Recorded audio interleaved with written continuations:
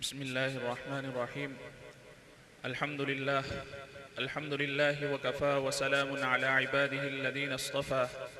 أما بعد، فأعوذ بالله من الشيطان الرجيم. بسم الله الرحمن الرحيم.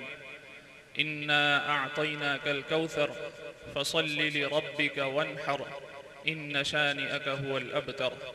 صدق الله العظيم. وقال النبي صلى الله عليه وسلم: قال أصحاب رسول الله صلى الله عليه وسلم: يا رسول الله ما هذه الأضاحي؟ قال: سنة أبيكم إبراهيم، أو كما قال عليه الصلاة والسلام.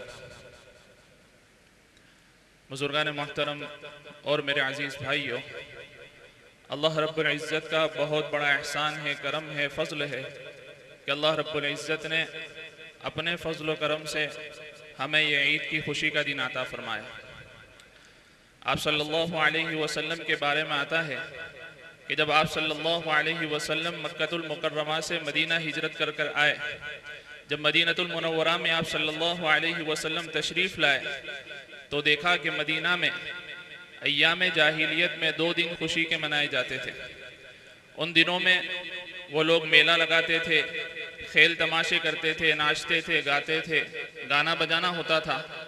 آپ صلی اللہ علیہ وسلم نے جب ان دونوں دنوں کو دیکھا تو صحابہ سے پوچھا کہ میرے صحابہ یہ کیا دن ہے، لوگ یہ کیا کھیل تماشا کرتے ہیں؟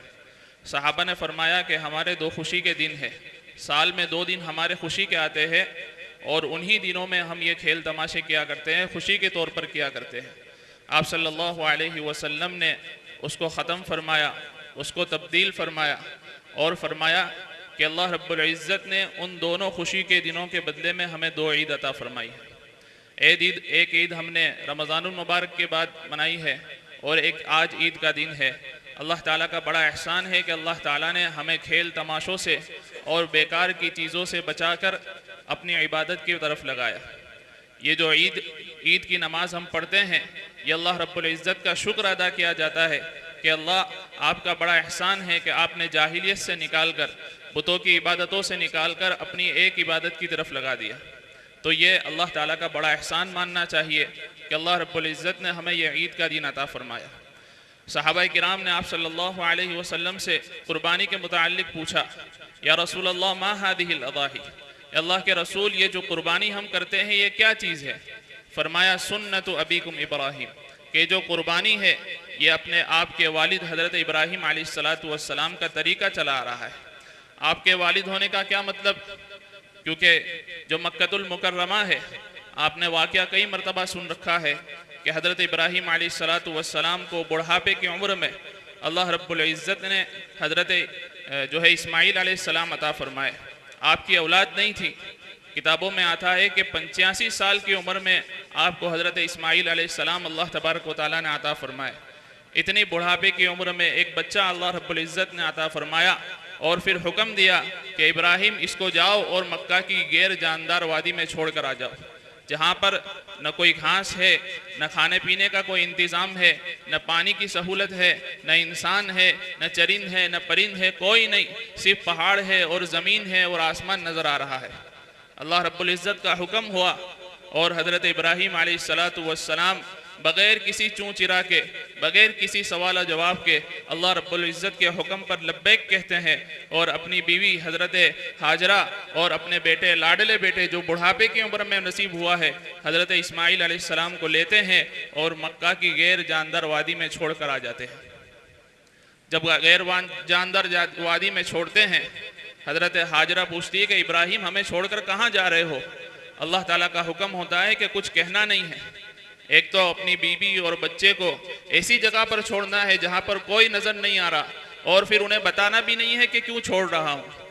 حضرت ہاجرہ بار بار پوچھتی ہے کہ ابراہیم بتاؤ تو صحیح ہمیں کیوں چھوڑ کر جا رہے ہو؟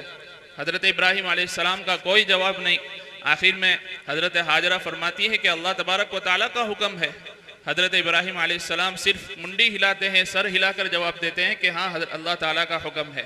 حضرت ہاجرہ بھی حضرت ابراہیم علیہ السلام کی اہلیہ تھی، وہ بھی صبر کر جاتی ہے اور کہتی ہے کہ جب اللہ تعالیٰ کا حکم ہے تو اللہ تعالیٰ ہمیں ضائع نہیں کرے گا۔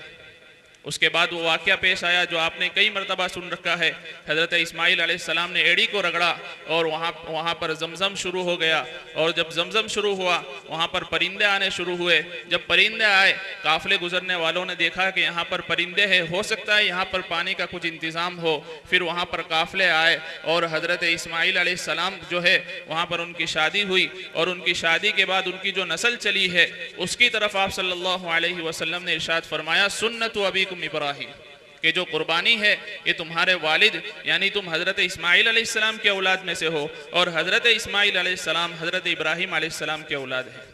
تو فرمایا کہ تمہارے والد حضرت ابراہیم علیہ السلام کا طریقہ چلا آ رہا ہے۔ کیا طریقہ ہے؟ قرآن میں ارشاد فرمایا کہ جب اللہ تعالیٰ نے حضرت ابراہیم علیہ السلام کو اولاد عطا فرمائی تو ان کا دوسرا امتحان لیا۔ ایک امتحان تو جو ابھی میں نے آپ کے سامنے بیان فرمایا کہ غیر جاندار وادی میں چھوڑ کر آنا ہے، اس کے بعد کچھ 10-15 سال کے اندر دوسرا امتحان ہوتا ہے۔ فرمایا حضرت ابراہیم علیہ السلام نے انی اری فی المنام انی اذبحک فانظر ماذا تری۔ حضرت ابراہیم علیہ السلام کو حکم ہوتا ہے، اپنے بیوی بچے کو جو مکہ میں چھوڑ کر گئے ہیں، حکم ہوتا ہے کہ جاؤ اور اپنے لاڈلے بیٹے کو اللہ کے راستے میں ذبح کر دو۔ حضرت ابراہیم علیہ السلام لگاتار 3 دن تک یہ خواب دیکھتے ہیں، اور پھر اپنے بیٹے سے عرض کرتے ہیں کہ میرے بیٹے، میں نے یہ خواب دیکھا ہے، میں تجھے جو ہے خواب میں ذبح کر رہا ہوں۔ اور نبی کا جو خواب ہوتا ہے وہ اللہ تبارک و تعالیٰ کی طرف سے وحی ہوا کرتا ہے۔ نبی خواب میں سوتے نہیں ہیں، نبی نیند میں سوتے نہیں ہیں، بلکہ نبی کی آنکھیں سوتی ہے اور نبی کا دل جاگتا رہتا ہے، اللہ تبارک و تعالیٰ کی یاد میں مشغول رہتا ہے۔ تو جب حضرت ابراہیم علیہ السلام نے یہ خواب دیکھا، اپنے بیٹے سے فرمایا بیٹا بھی حضرت ابراہیم علیہ السلام کا ہے، آگے چل کر نبی بننے والا ہے، اور آپ ہی کی نسل سے جناب محمد رسول اللہ صلی اللہ علیہ وسلم تشریف لانے والے ہیں۔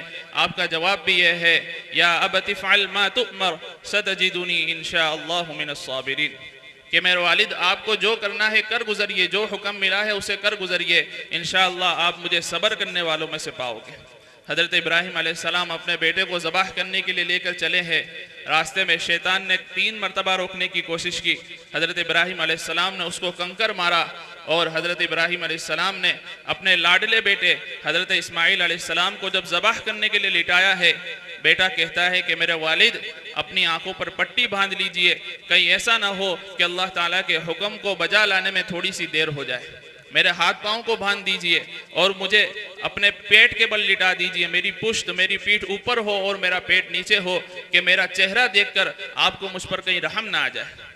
حضرت ابراہیم علیہ السلام نے اپنے بیٹے کو لٹایا ہے اور پیٹ کے بل لٹایا ہے، پیشانی نیچے زمین کی طرف ہے اور ان کی پیٹھ آسمان کی طرف ہے، اور حضرت ابراہیم علیہ السلام نے ان کے ہاتھ پیر بھی باندھے ہوئے ہیں، اپنی آنکھوں پر پٹی باندھی ہوئی ہے، اور جو ہے چھری چلا رہے ہیں۔ اللہ تعالیٰ کا حکم ہوتا ہے کہ چھری تو چلنا نہیں، اور حضرت جبرائیل علیہ السلام کو حکم دیتے ہیں کہ جنت کا جانور لے کر جاؤ اور اسماعیل کی جگہ پر رکھ دو۔ اللہ تعالیٰ ارشاد فرماتے ہیں یا ابراہیم، تم نے جو خواب دیکھا تھا قد صدقت الرؤیا، تم نے اپنے خواب کو سچ کر دکھایا، وفدیناہ بذبح عظیم، اور ہم نے اسماعیل کی جگہ پر ایک بڑی قربانی دے دی۔ تو یہ اس وقت کی یاد چلی آ رہی ہے۔ آپ صلی اللہ علیہ وسلم نے ارشاد فرمایا سنت ابیکم ابراہیم، کہ جو قربانی ہے یہ تو اپنے والد حضرت ابراہیم علیہ السلام کا طریقہ ہے، اس پر عمل کرتے ہو۔ میرے بزرگوں اور میرے دوستوں، یہ واقعہ تو آپ کئی مرتبہ سن چکے ہیں، لیکن اس واقعے کا جو مقصد ہے وہ امت مسلمہ کو یہ بتانا ہے کہ جب اللہ تبارک و تعالیٰ کا حکم آ جاتا ہے تو اس کے بعد کوئی چیز قابل قبول نہیں ہونی چاہیے۔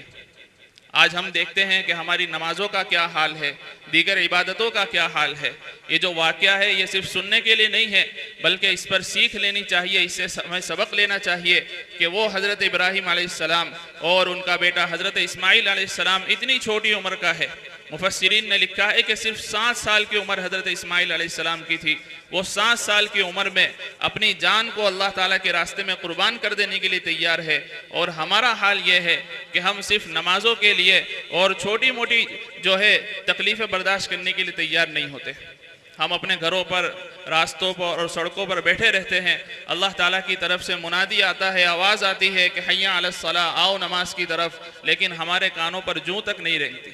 یہ صرف جو اس سے کہانی، یہ صرف مزے لینے کے لیے نہیں، بلکہ ہمیں اس سے سبق لینا چاہیے کہ جب بھی اللہ تعالیٰ کا کوئی حکم آ جائے تو اس پر فوراً لبیک کہے اور اللہ تعالیٰ کے حکم کی تعمیل کرے۔